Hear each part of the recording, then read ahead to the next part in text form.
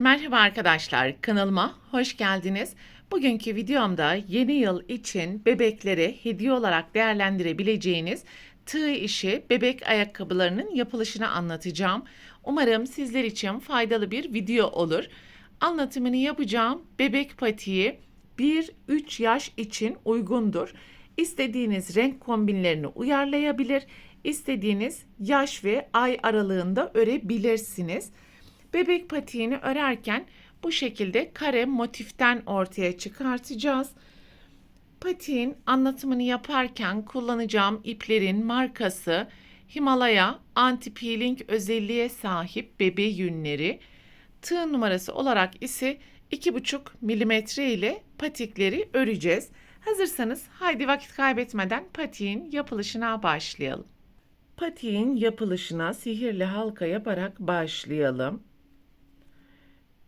3 zincir, halkanın içerisine 2 ikili trabzan,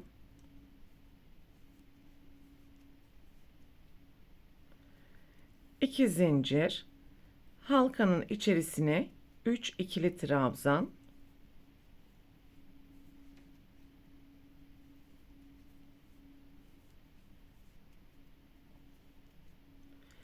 2 zincir, halkanın içerisine 3 ikili trabzan,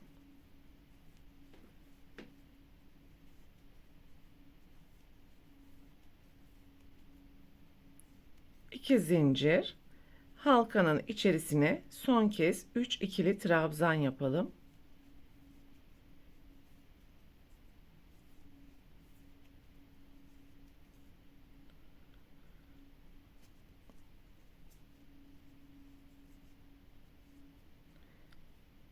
Bir zincir, ilk zincirin tepesine yarım trabzan yapacağız. Fakat son 3 ilmeği yeşil renk ile kapatacağız.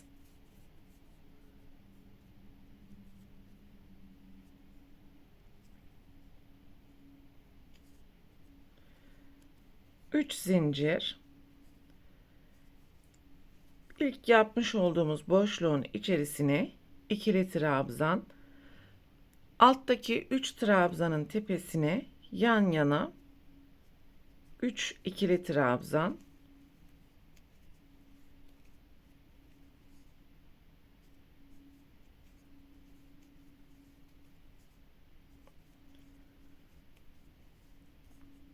iki zincir boşluğuna 2 trabzan, 2 zincir, 2 trabzan,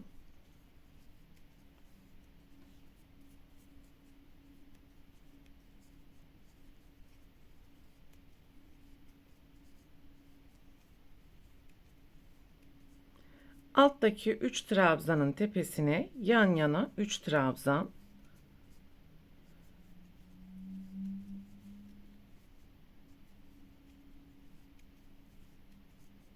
köşeye 2 trabzan, 2 zincir, 2 trabzan ve bu şekilde sıra sonuna kadar yapmaya devam edeceğiz.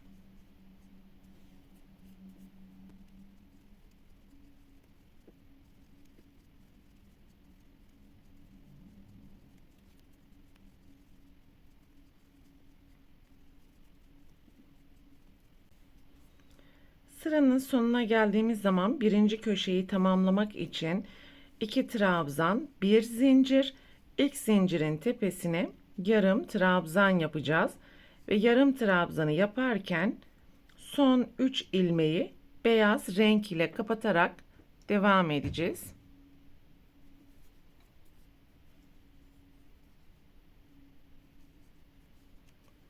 Üç zincir,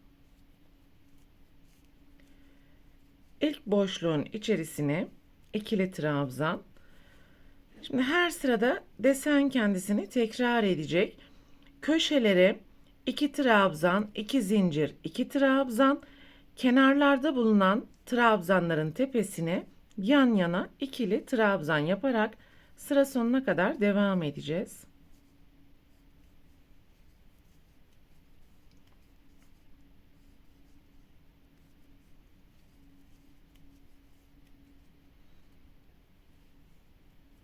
Burada kırmızı ve yeşil ipi keselim. Üst sıralarda tekrar bağlayacağız.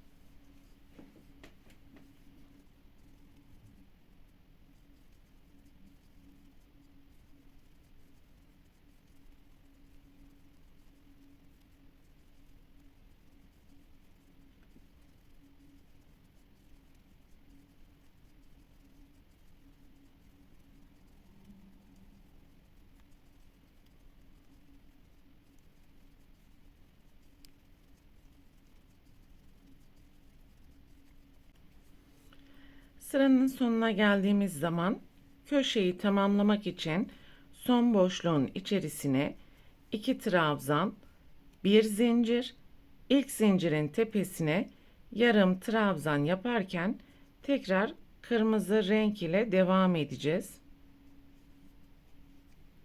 Ve son 3 ilmeği kırmızı ile kapatacağız.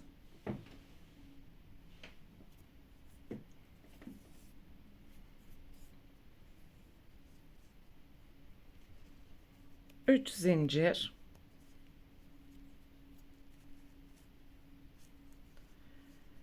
ilk boşluğun içerisine ikili trabzan, köşeye gelene kadar alttaki trabzanların tepesine ikili trabzan, köşelere 2 trabzan, 2 zincir, 2 trabzan yaparak sıra sonuna kadar devam edeceğiz.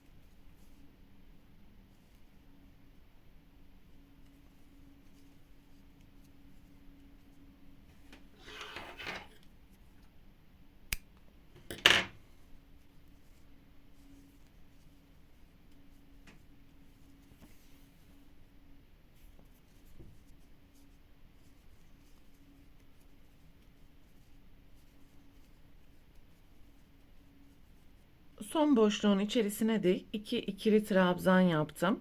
2 zincir. Bu kez burada yarım trabzan yapmıyoruz. İlk zincirin tepesine kaydırma. Bir zincir ile ipi burada keserek patiğin birinci aşamasını ve birinci küçük karesini bu şekilde tamamlamış olduk. Beyaz renk ile devam edeceğiz. Ve ipi kopartmış olduğumuz nokta orta üst köşede kalacak. Sağdaki 2 zincir boşluğu köşeden ipi sabitleyelim.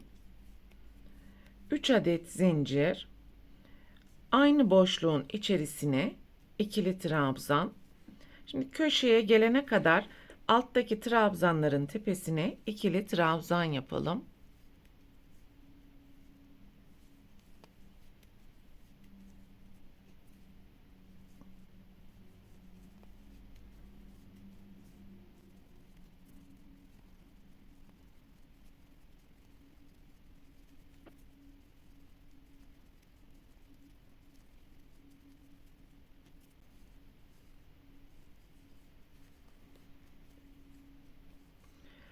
Köşeye 2 trabzan, 2 zincir, 2 trabzan.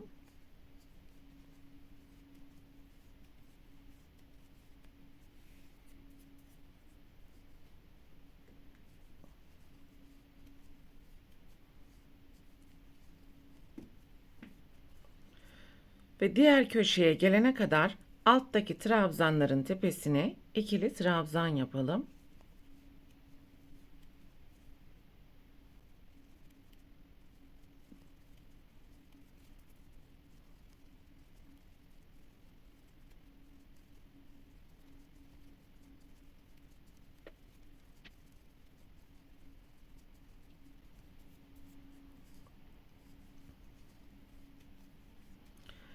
Köşeye 2 trabzan,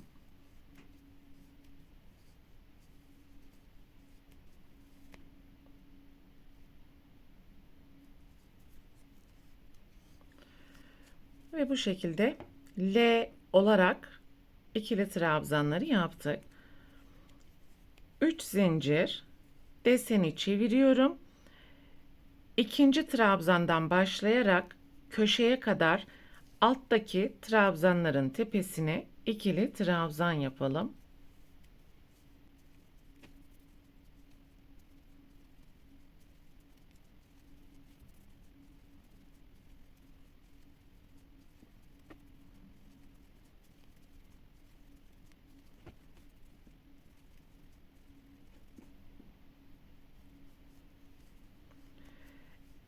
İki zincir boşluğunun içerisine 2 trabzan, 2 zincir, 2 trabzan.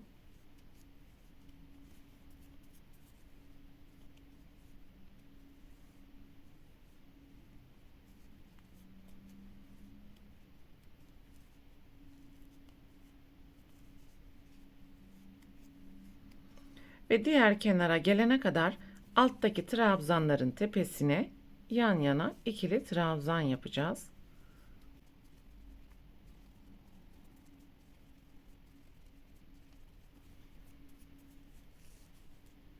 Sıranın sonuna geldim. Burada 2 tane trabzan kaldı. Son trabzanı yapmış olduğumuz zincirin tepesine yaparak beyaz rengin ikinci sırasını tamamlamış olduk. 3 adet zincir, tekrar deseni çeviriyorum ve alt sıradaki işlemleri aynen tekrar ediyorum arkadaşlar. Dilediğiniz renk kombini sıralamasını uyarlayarak yapmış olduğumuz birinci kareden sonra toplam 10 sıra olana kadar örmeye devam edeceğiz. Ve ben kamera arkasında bu şekilde ördüm. Bakın kırmızıdan sonra 3 sıra beyaz yaptım. Bir sıra yeşil, bir sıra kırmızı, tekrar 3 sıra beyaz ve yeşil, kırmızı şeklinde kareyi bu şekilde tamamladım. Ve yapmış olduğumuz karenin ölçüsü 15 santimetre. Sizlerin kullanmış olduğu tığ numarasına, iplerin kalınlığına ve inceliğine göre buradaki sıra sayısı değişebilir.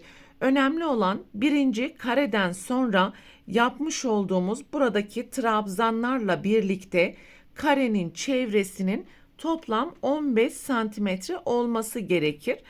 Tığ numaranız ve ipiniz kalın ise bu aralardaki trabzan sayısını 2 sıra yapabilirsiniz ya da sık iğne ile de devam edebilirsiniz. Patiğin yaş ya da ay grubunu büyütmek veya küçültmek için sol üst köşede paylaşmış olduğum ayak uzunluk ölçüm tablolarından faydalanabilirsiniz. Şimdi patiğin dikim aşamalarına geçelim. Burası patiğin ön yüzü, burası arka yüzü. Ön yüzünden dikme işlemi yapacağız ki buradaki kare boğaz kısmında yine ön tarafa gelsin. Şu şekilde ikiye katlıyorum. Ve burayı katladığımız zaman burası boğaz kısmını oluşturacak fakat ters tarafı değil ön tarafı gelmiş olacak. Ve boğaz kısmı için yaklaşık 8 santimetrelik bir alanı boş bırakacağız. Patiğin arka tarafını dikeceğiz. Topuk bölümünde 1 santimetrelik zikzaklar oluşturacağız. Dikmeye devam edeceğiz. Parmak uçlarında 7 santimetrelik bir alan kaldıktan sonra burayı üçgen katlayarak hem üst tarafı hem de alt tarafı dikeceğiz. Bu alan parmak uçlarını oluşturacak. Böylelikle patiği tamamen giyime hazır vaziyete getirmiş olacağız.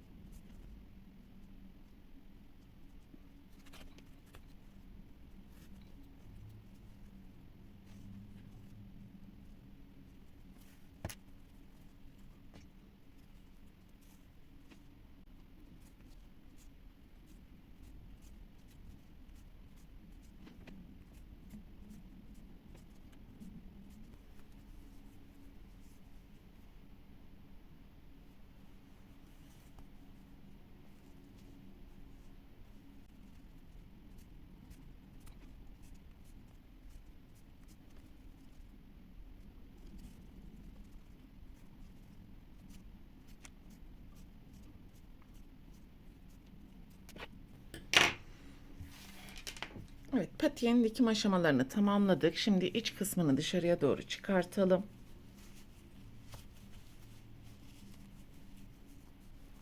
Patiğin arka tarafı, topuk bölümü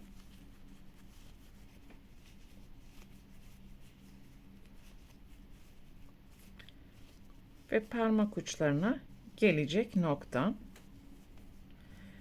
Bakın bu şekilde katladığımız zaman da ilk birinci karenin ön yüzü patiğin boğaz kısmını oluşturmuş oldu.